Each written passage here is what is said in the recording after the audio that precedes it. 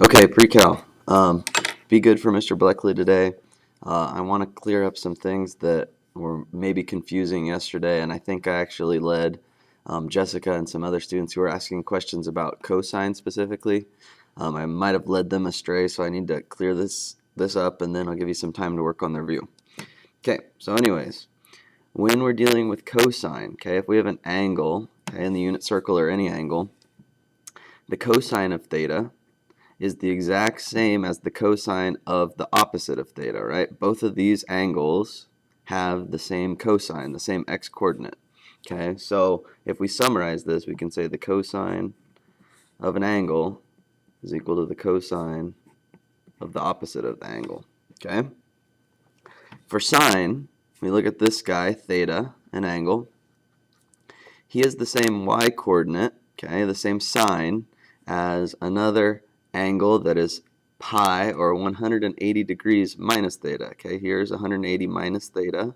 Both of these angles have the same sine. Okay, so we can summarize that and say sine of theta is equal to the sine of pi minus theta. Okay, last, tangent, if we have a little angle in here, theta, the tangent of that angle, or the sine divided by the cosine, is the same, okay, as the angle plus 180 degrees, or plus pi. So tangent of theta is the same thing as tangent of theta plus pi.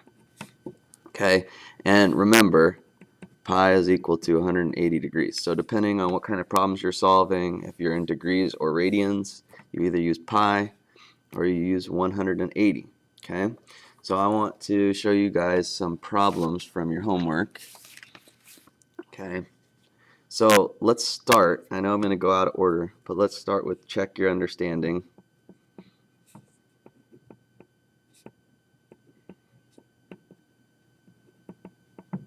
Okay, number 7b. And if I'm going too fast, you guys rewind, have Mr. Bleckley kind of move around in the video. You guys can pause or whatever. Okay, so 7b gives us a cosine equation.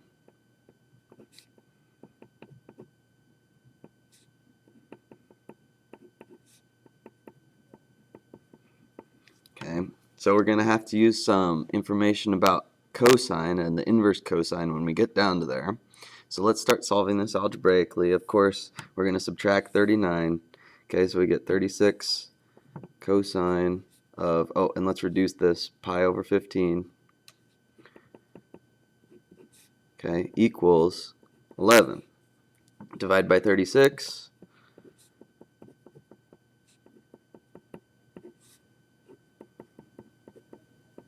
Alright, so here we go. We have the cosine. Now there's some angle in the middle, okay? Cosine of some angle is equal to 11 over 36. So here we're going to start solving this thing. I need to take the inverse cosine of both sides. Now if I do that, it cancels out this guy, and I get pi over 15 times x minus 3 is equal to the inverse cosine of 11 over 36. Okay, now here's where we have the issue.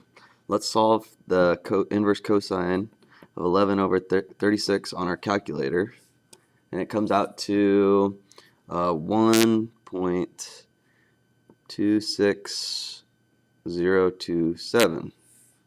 Okay, so we have we have this result from our inverse cosine. Now it turns out that really, okay, there are two angles, okay, that this will work for. And if we look back at our notes for cosine, the cosine of theta is equal to the cosine of the opposite of theta. Okay, so what I'm going to say is, I'm going to take my equation, 11 pi over 15 times x minus 3, okay, is equal to 1.26027. Okay, and we know cosine repeats itself every 2 pi, so plus 2 pi n. Okay, but also I can make a second equation, pi over 15 times x minus 3 equals the opposite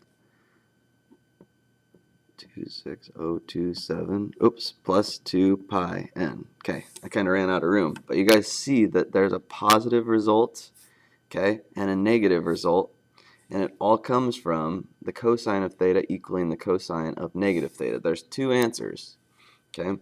So now, all that's left to do is to solve for x. So we'll multiply both sides by the reciprocal.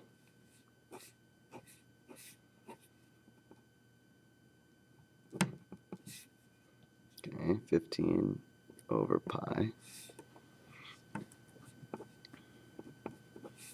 Get x minus 3 equals, let's see, 15 over pi.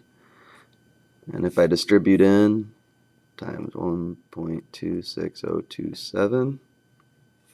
Okay, here when I distribute, the pi's cancel, and I get plus 2 times 15 plus 30n. Okay, the pi's are gone. And for my negative answer, I get something really similar. I get x minus 3, right, equals 15 times negative 1.26027 divided by pi plus 30n. Okay, so there's two things, and I'll add 3. Okay, we can do this. We can simplify it out. Okay, let me get my calculator.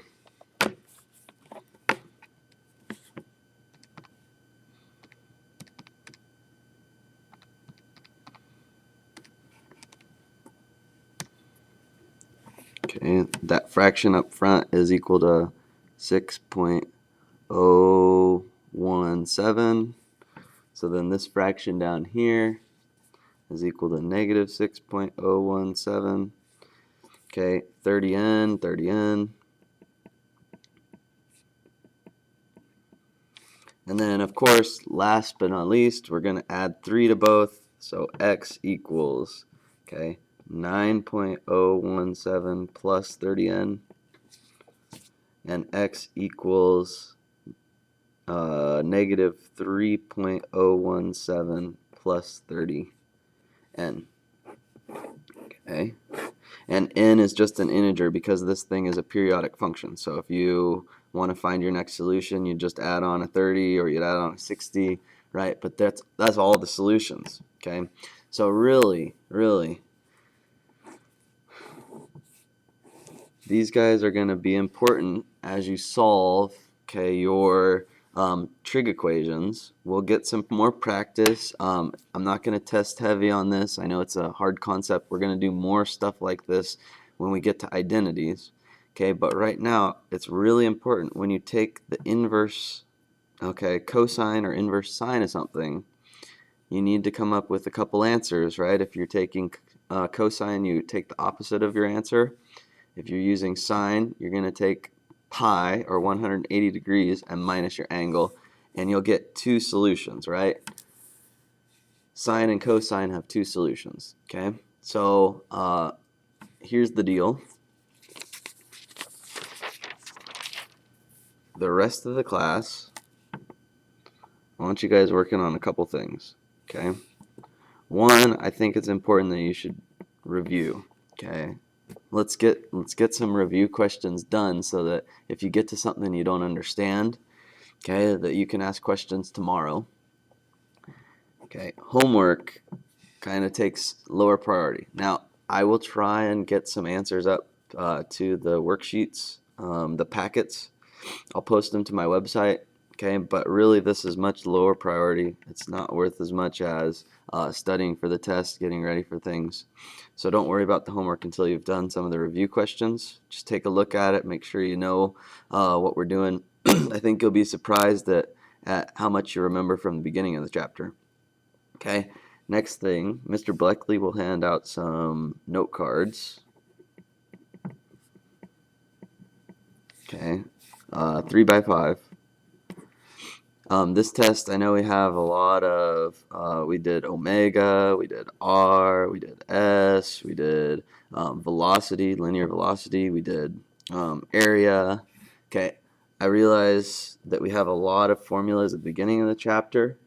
Okay, we also have now a lot of sine, cosine, tangent, right? Secant, cosecant, cotangent. We have a lot of those relationships. Okay, so I'll give you guys a note card that you can use on this test. I know there's a lot of material. So 1 3x5 card, front and back, whatever you want to put on there goes. Um, and I think I would write a lot of formulas, a lot of the relationships. Maybe this stuff would be important. Okay, so anyways, for the rest of the day, work on the review and the homework. Start working on your note card. We'll go over the review tomorrow in class, depending on how far we get. Okay, we'll see. I'd like to test Monday, but if we need to push it back one more day, we will. All right, have fun. See ya.